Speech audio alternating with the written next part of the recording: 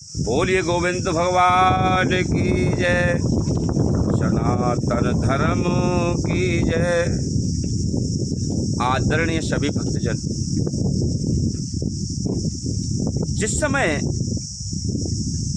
माता यशोदा भगवान श्री कृष्ण को पकड़ने के लिए आंगन में दौड़ लगाती और कहती हैं कि मेरे लाल, ओ लाल, अरे रुक जा।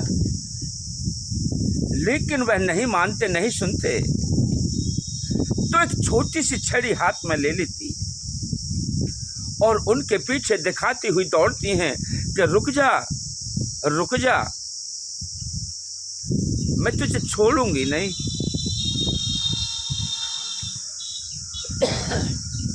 अब तो कन्हैया आगे आगे दौड़ते और माता यशोदा पीछे पीछे दौड़ लगाती।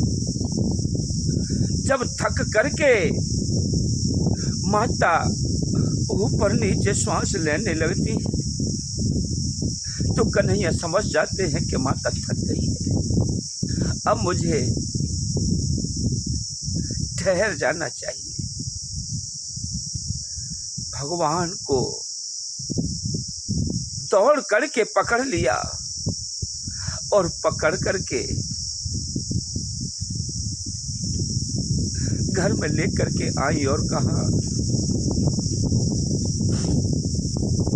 तुझे छोड़ूंगी नहीं मैं, तू मुझे बहुत सताता है, काम भी नहीं करने देता है, माखन भी नहीं चलाने देता है।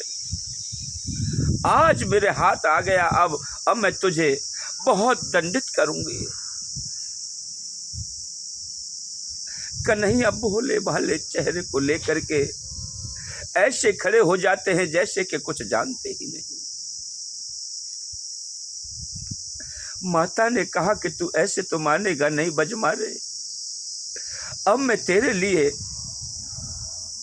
बांध देती हूं जिससे कि मैं अपना कार्य भी संभाल लूंगी। मेरे प्रिय सज्जनों, माता ने एक रस्सी को लिया और उनको उखल से बांधने लगी। जब बांधने लगी तो जिस रस्सी को उतना लेती है वो 2 उंगल छोटा रह जाता है।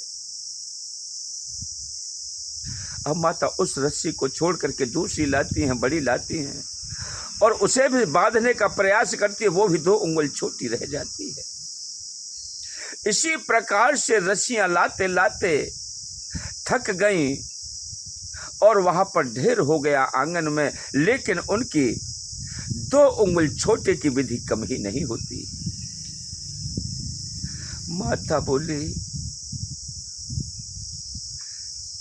अरे मैं तुझे कैसे बांधूं, ये रस्सियां ही सब छोटी हैं।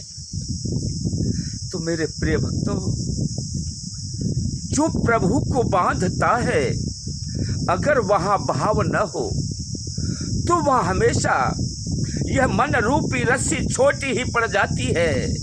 और भगवान को जब समर्पित हो जाते हैं, भावपूर्ण उन्हें बांधने का प्रयास करते हैं, तो मेरे प्यारे मनमोहन अपने आप स्वयं ही बंध जाते हैं, एक अंगुल की रस्सी में ही बंध जाएंगे।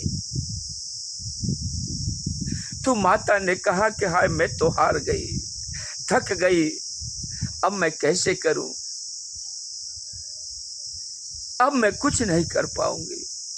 फौरन कन्हैया ने माता के हृदय में वो भाव जागृत किया कि वह बांधने लगी तो रस्सी से बंध गए और उखल से बांध करके अपनी छाछ को चलाने लगी गांव में और घर में गई तो अपने सभी कार्यों को करने लगी।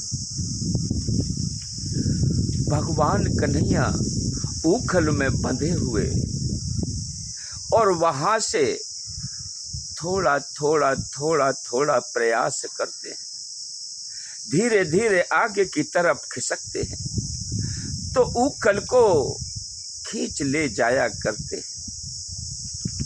कुछ दूरी पर जाकर के आंगन में ही 2 वृक्ष खड़े थे यमलार्जुन के।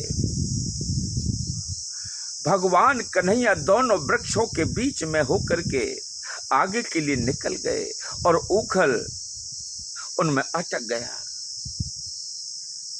अब भगवान कन्हैया ने जैसे ही ऊखल को खींचने के लिए अपने चरणों का स्पर्श उन यमलार्जुन के वृक्षों से लगाया,